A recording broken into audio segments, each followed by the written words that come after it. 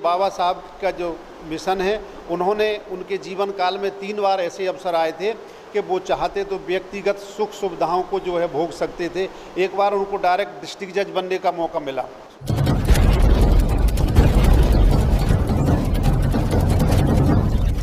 नमस्कार, आपकी जन अदालत न्यूज़ से मैं हूं राजा भैया पाल और इस समय मैं दतिया में हूं, जहां पर दतिया जिले के इंदरगढ़ में आज हम एक ऐसा इंटरव्यू लेके आए हैं आपकी जन अदालत में। आज के हमारे जज हैं पूर्व न्यायाधीश, जिला सत्र न्यायाधीश रहे बीके जाटव और वर्तमान में वो इंदरगढ़ ब्लॉक कांग्रेस कमेटी के अध्यक्ष भी हैं। आपकी जन अदालत में आपका स्वागत। नमस्कार, धन्यवाद।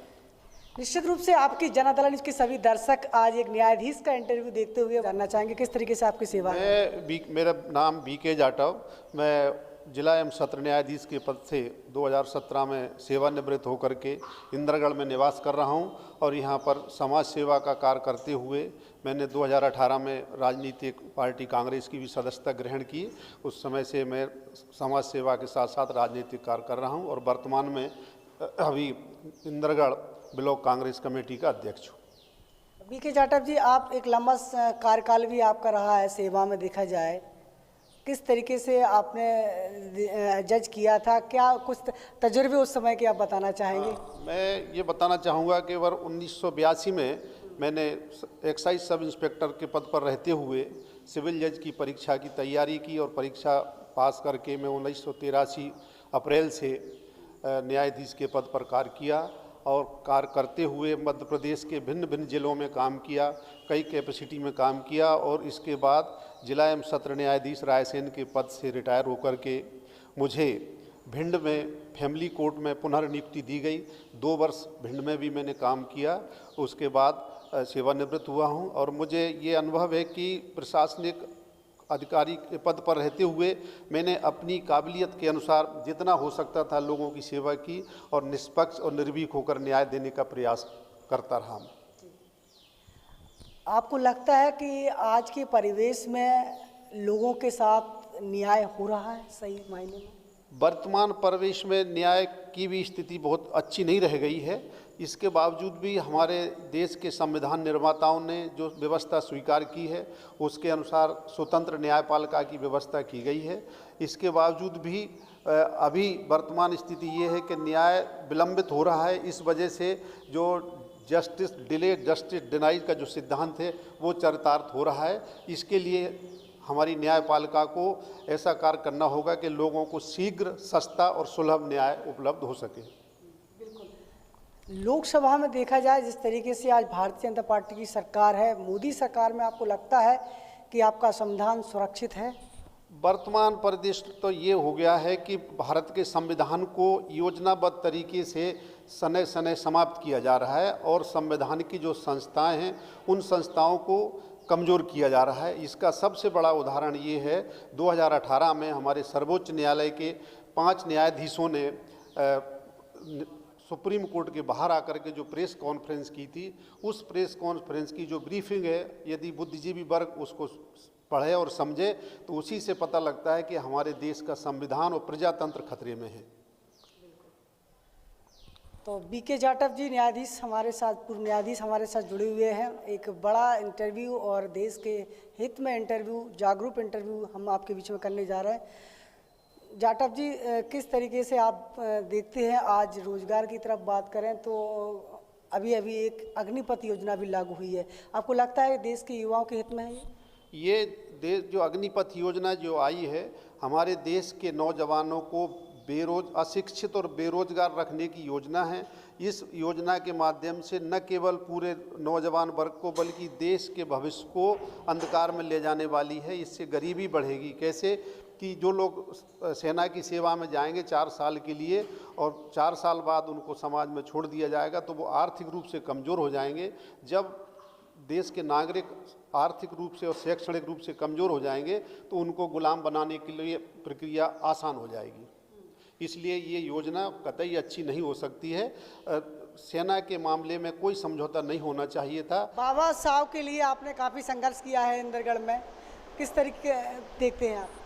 बाबा साहब डॉक्टर भीमराव अम्बेडकर जी ने हमारे देश के लिए और देश के नागरिकों के लिए जो सेवा दी है, जो उन्होंने कार्य किया है, उन्होंने हर वर्ग के लिए काम किया है।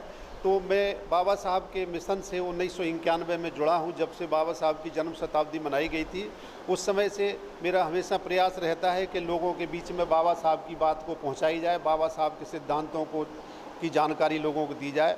यदि हम सही मायने में निष्पक्ष रूप से बाबा साहब का अध्ययन करेंगे कि उन्होंने जो कार्य किया है, तो उससे न केवल हम अपना भविष्य सुधार सकते हैं, बल्कि हमारे देश के सभी नागरिकों का एक उज्जवल भविष्य बना सकते हैं। बाबा साहब की ही देन है कि आज हम इस स्थिति में है कि हम आप लोगों के बीच में इंटरव्यू दे रहे हैं। अन्यथा बाबा साहब के आने के पहले तो हम लोगों को बोलने का हक और अधिकार भी नहीं था।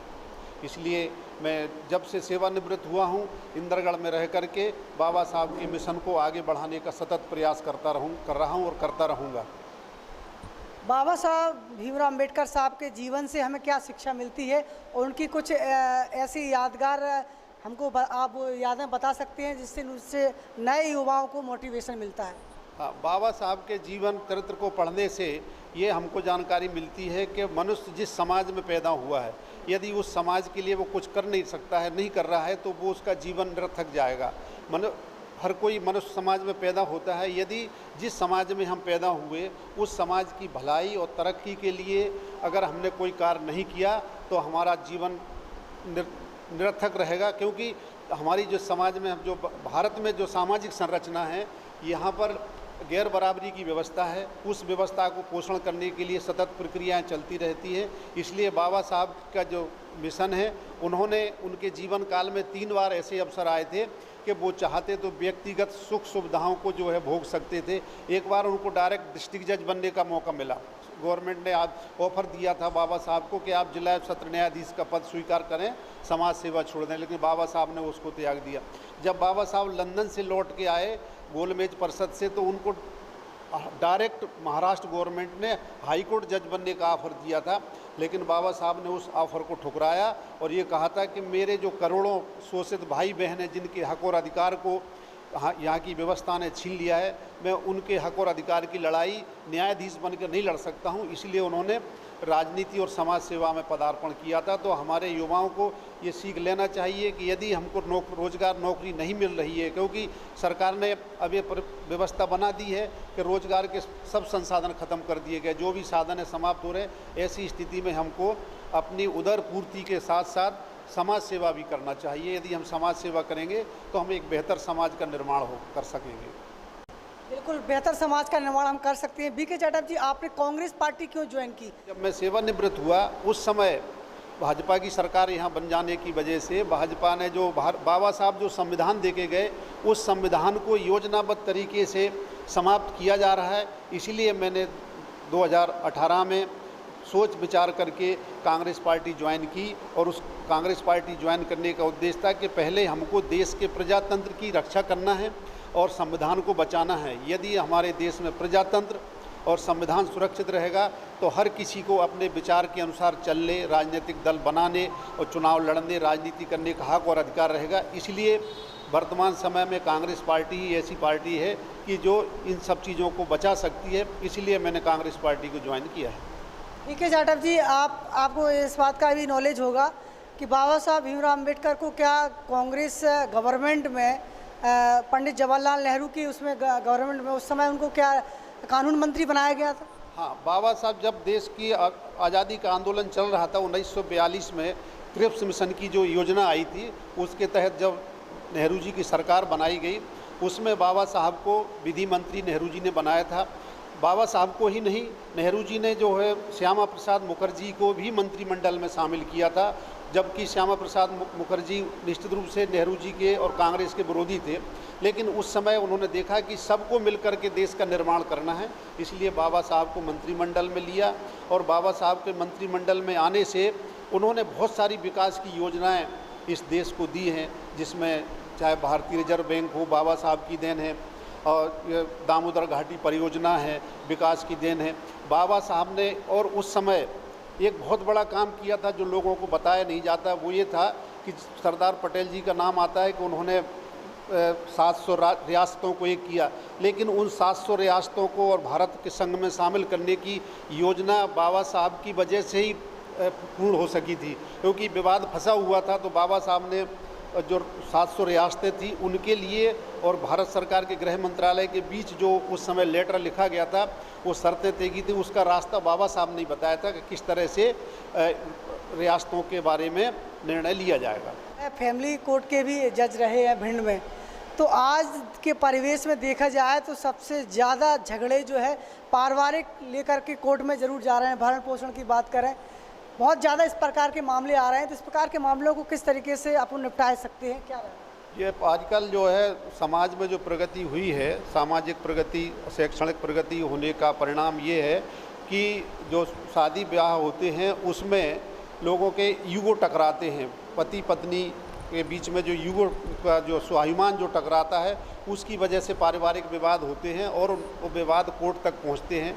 इन विवादों का निपटारे समाधान का एक ही तरीका है कि लोगों को पारिवारिक संबंध किस तरह से निर्वहन किए जाने उसकी शिक्षा दी जाए।